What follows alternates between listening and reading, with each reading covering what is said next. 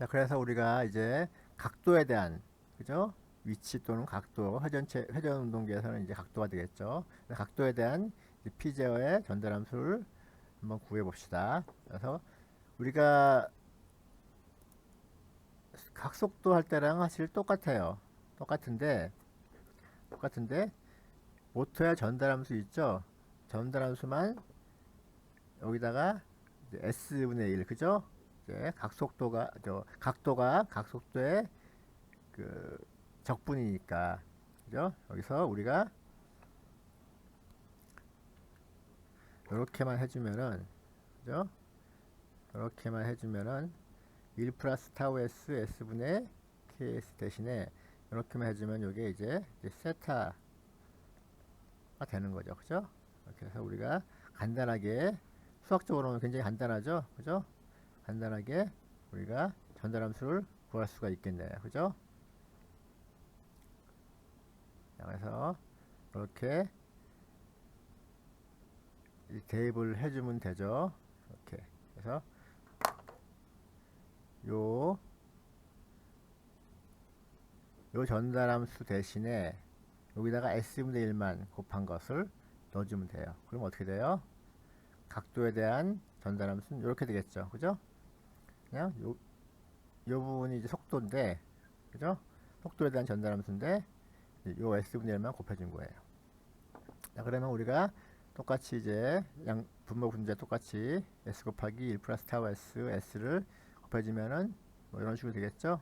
그래서 고창 내림차 순으로 정리를 하면 이렇게 돼요.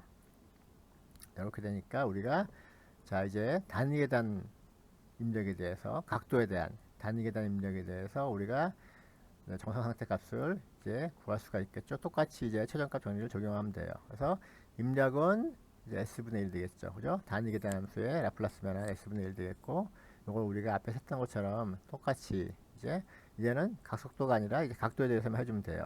그러면 세타 S만 알면 되겠죠? 이게 이렇게 주어지는 거예요. 이렇게 주어지는 거예요. 그래서 S가 0으로 가면 어떻게 돼요? S가 0으로 가면은 이 부분은 0이 되니까 결국에는 여기 0이 되죠? 그러면은 이렇게만 남아요. 그죠? 그죠? 그러니까 KPKS가 약분이 돼서 KM분의 1만 남아요. 자, 근데 아까도 얘기했던 것처럼 KM이라는 건 뭐예요? 우리가 각속도 또는 속도, 그죠? 각속도 또는 각도를 그냥 단위만 변환해 주는 거라 했죠. 그죠? 그래서 그냥 우리가 예를 들어서 뭐 아까도 얘기한 것처럼 1000rpm을 그냥 10V 이런 식으로 1대1 대응을 해주는 거기 때문에 그냥 이건 1이라고 보면 돼요. 그냥 단위만 바꿔주는 함수기 때문에, 단위만 바꿔주는 그런 개수기 때문에.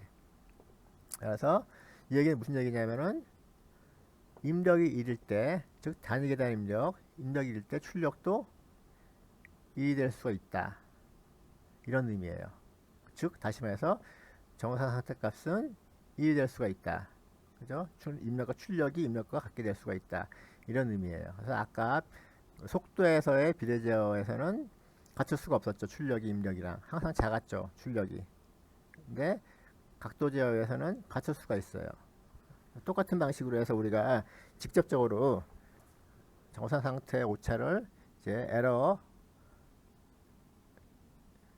요 값을 우리가 직접 요것처럼 이렇게 구해보면은 마찬가지로 이렇게 되죠, 그죠? 그래서 요걸 우리가 똑같이 계산을 해보면 요렇게 남아요, 이렇게. 그죠? 그래서 S가 0으로 가면 어때요? 요 두 번째 항 있죠, 분모의 두 번째 항이 S가 0으로 가면은 이건 없어지고 이제 무한대로 가겠죠, 그죠? 그래서 결국 무한대분의 1이 되기 때문에 0이 돼요. 다시 말해서 정상 상태 오차는 0이다 라는 얘기예요.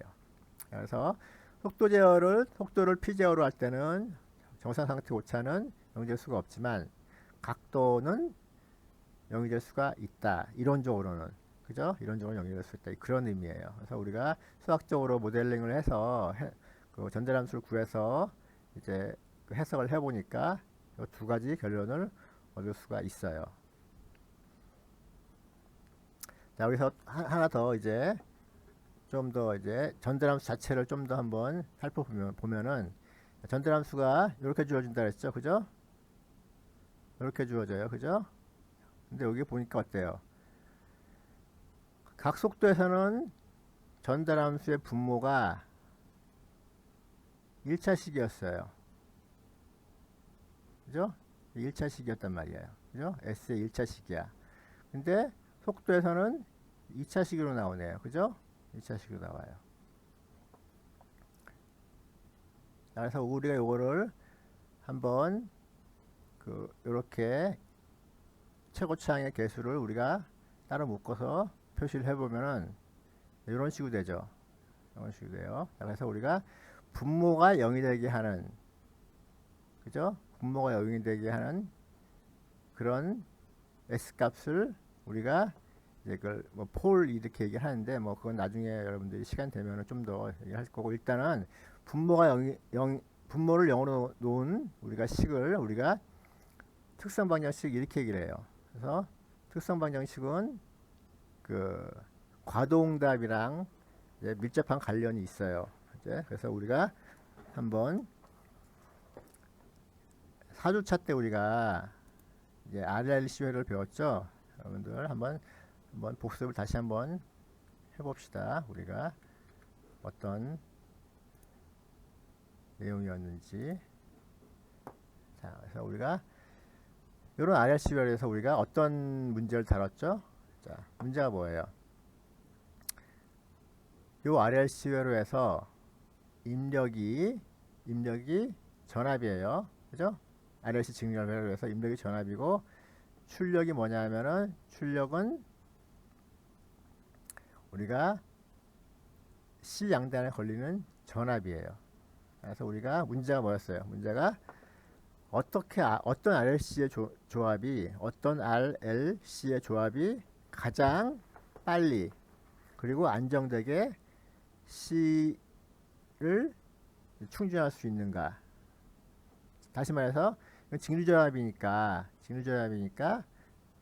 정상 상태에 도달하면은 이건 끊어진 회로죠. 그죠? 그러니까 C 양단이 뭐가 돼요? 입력전압이 되겠죠? 그죠?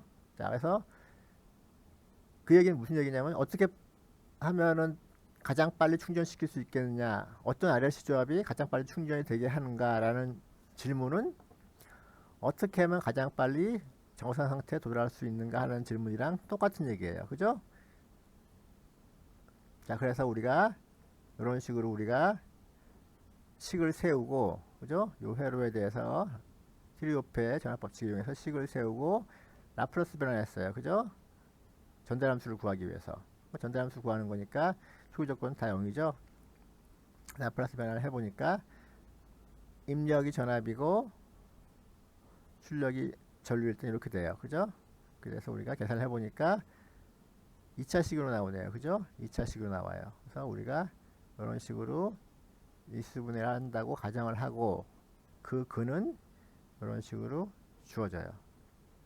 자, 그래서 우리가 요 근에 따라서 우리가 몇 가지 분류를 했었죠. 그죠? 그래서 이걸 간단히 했어요. 우선 요거를 제도 알파로 놓고 요거를 공진주파수의 제곱으로 놓고 하면은 이런 식으로 놓고 하면은 우리가 근을 이렇게 간단히 할 수가 있었죠.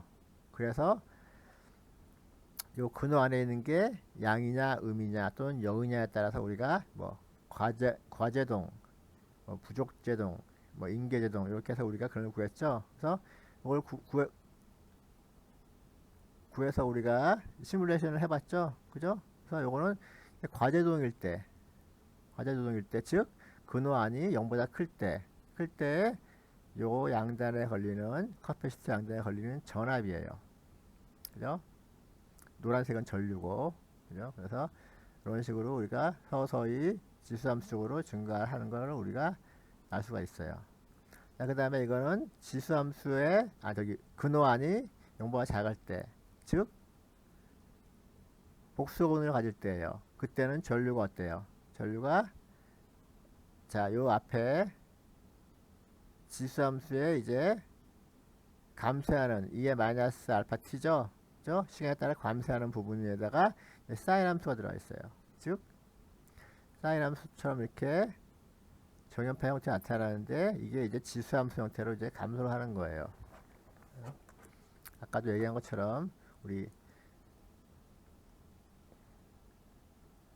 자, 이런 식으로 얘기했죠, 그죠? 그래서 이런 식으로 이제 지수함수 형태로 이제 감소를 하는 거예요. 이게 마이너스 알파치고 요거는 뭐 사인, 그죠? 뭐 어떻게 되겠죠, 그죠? 같이 곱하니까 이렇게 사인은 사인인데 점점 줄어들면서 이렇게 줄어들면서 진동하는 그런 형태를 보이게 되는 거예요. 출력이. 그래서 저기 이건 복소근을 가질 때, 즉 근호안이 이제 0보다 작을 때죠, 그죠? 그다음에 요거는 중근일 때, 그죠? 임계제동일 때. 그래서 이렇게 해서 결국은 요 RLC에서 어떤 RLC 조합이 가장 커패시터를 가장 빨리 그리고 안정되게 충전할 수 있는가, 그죠? 그 문제였죠.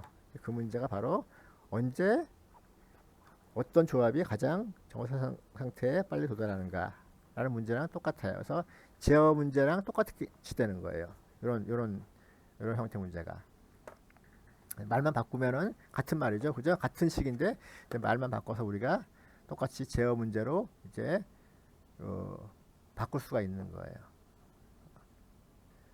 그래서 똑같이 우리가 이거를 똑같은 논리를 우리가 요 제어 회로에 적용을 할 수가 있어요. 자, 그래서 각도를 우리가 제어를 하는데 이제 p 제어를 한단 말이에요. 그러면은 이런 전달함수가 나와요. 근데 분모가 이렇게 보니까 각도에서는 일체예요. 각도에서는 이체예요. 그죠? 그러니까 이거는 중근을 가질 수도 있지만 실근을 가질 수도 있지만 허근을 복소수근을 가질 수가 있겠죠. 그죠? 개수에 따라서.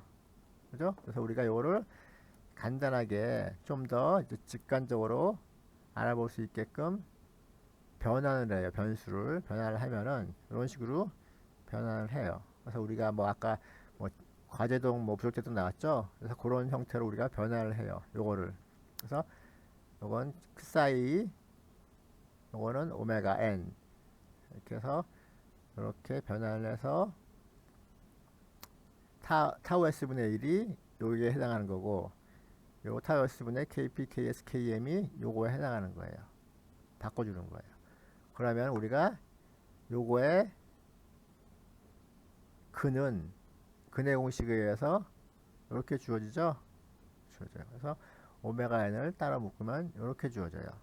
자, 그러면 이렇게 우리가 변수 변화를 하면은 우리가 한눈에 알아보기 쉽게끔 모양이 나오죠. 그래서 우리가 크 사이를 댐핑 레이셔를 해요. 제동비.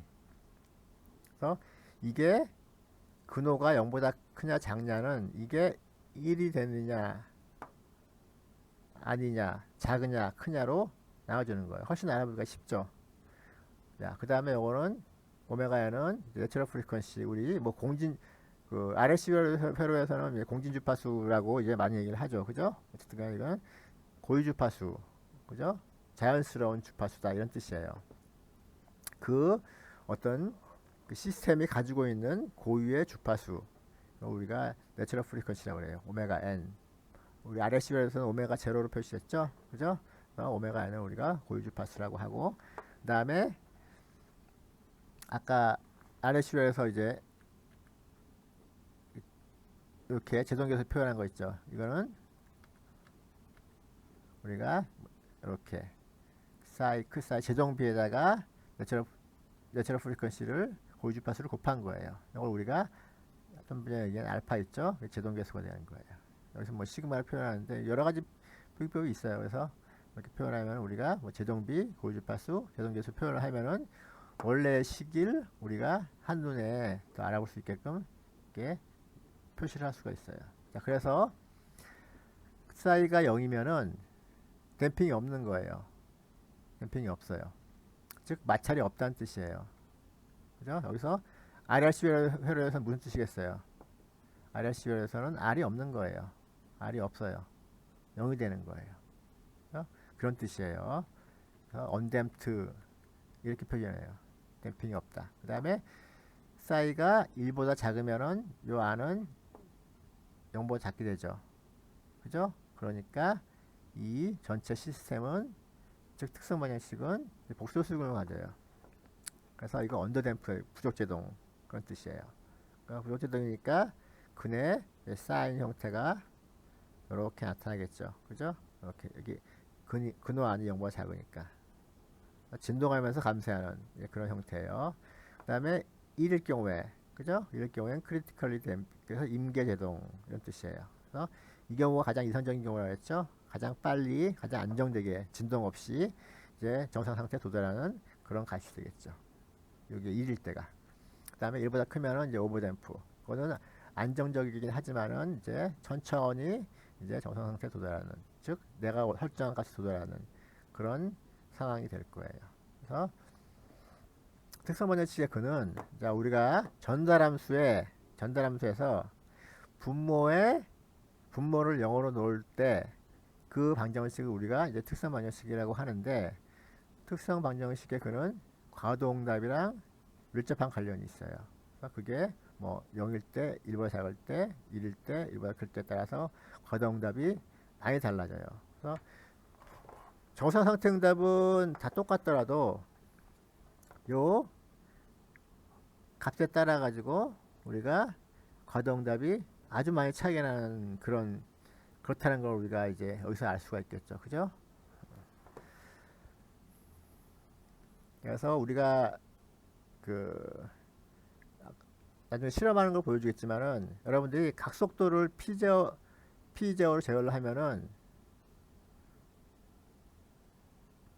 이렇게 진동이 없어요. 어떤 경우라도. 왜?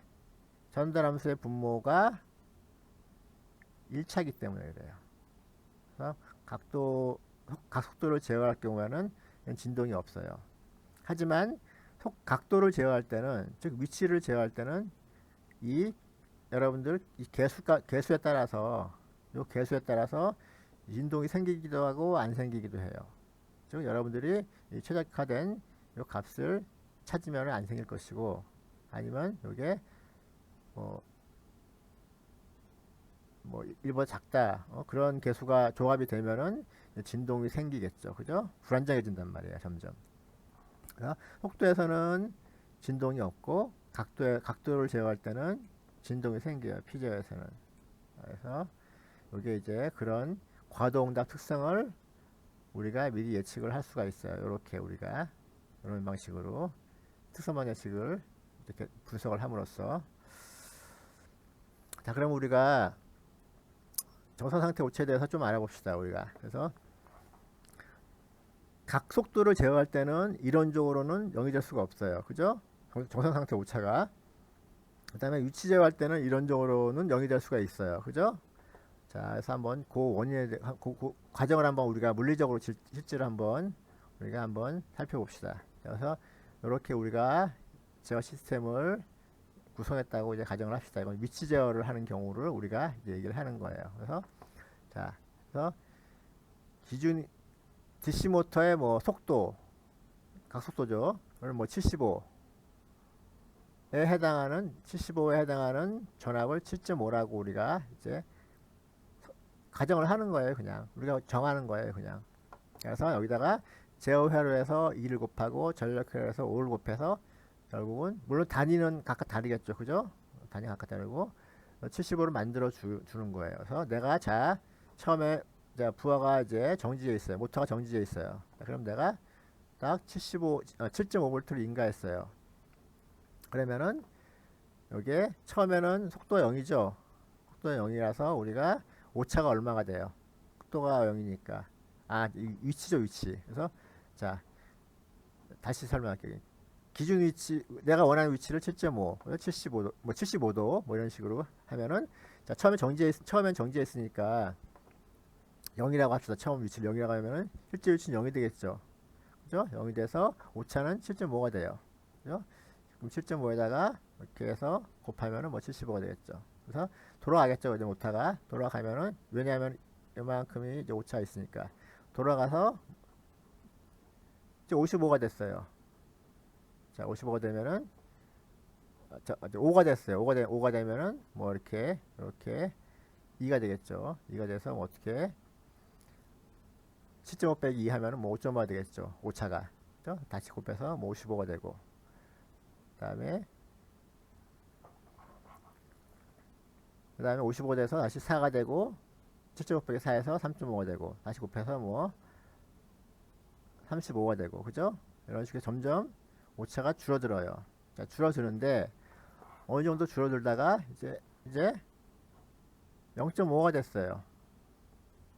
자, 그래서 5가 돼서 7이 되고 오차가 0.5가 됐어요. 자, 그러면은 예를 들어서 요 0.5가 요 마찰력이랑 같다고 생각을 하는 거예요. 그래서 만약에 어떤 편중된 힘이나 마찰력이 있어가지고 이 0.5가 하지는 그런 힘으로서는 모터가 0.5가 뭐 2 곱하고 해서 5가 되잖아요.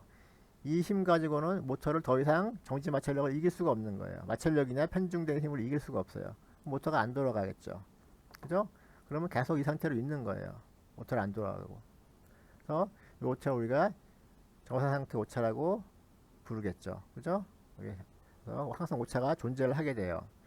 그러다가 우리가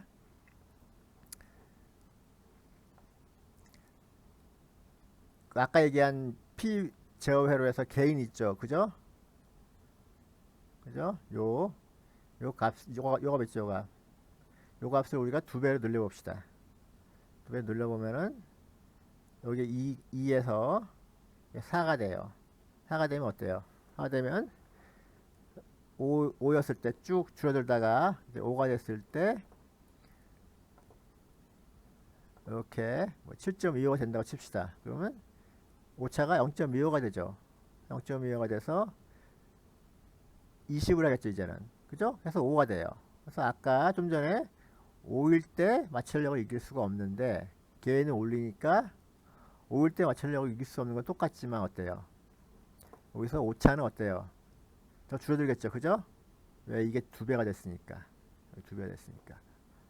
더 큰 힘으로 우리가 오차가 작아졌을 때 더 큰 힘으로 우리가 이걸 드라이브 할 수 있으니까 2배가 되는 거잖아요. 그래서 정상 상태 오차가 아까의 이제 반이 되겠죠. 그죠? 제어혈의 개인이 2일 때 개인이 4로 되면 오차가 줄어들어요. 반으로 줄어들어요. 자, 그래서 이런 식으로 개인을 증가시키면은 비례제어에서 개인을 증가시키면은 정상 상태 오차가 점점점 줄겠죠. 그죠? 이런 식으로 우리가 생각을 해보면은 자, 그래서 이걸 좀 더 일반적으로 우리가 보면은 자, 요거는 이제 위치 오차예요. 위치 오차 가로축은. 그 다음에 요거는 이제 힘이에요. 힘. 마찰력이 되겠죠. 그죠? 힘인데 그래서 정지 마찰력은 뭐 일정하겠죠. 부하가 정해져 있으면은 일정해요. 그래서 일정해서 요거는 개인이 1일 때 그죠? 비례 제어에서 비례 개인이 비례 이득이 1일 때는 이렇게 기울기가 뭐 이렇게 되겠죠. 그죠? 이렇게 돼서 요 마찰력을 이길 수 없을 때까지는 계속 줄어들어요. 그죠? 여기서 오차가 줄어들어요.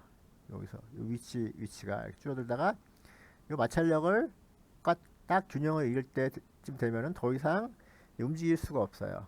그죠? 그리고 개인을 늘리면은 크게 하면은 이제 기울기가 좀 늘어나니까 여기가 이제 균형점인데 딱 모터에 드라이브 하는 힘과 이제 마찰력의 이제 균형점인데 이게 이렇게 옮겨가겠죠. 줄어들어요. 그래서 위치 오차가 줄어드는 거예요.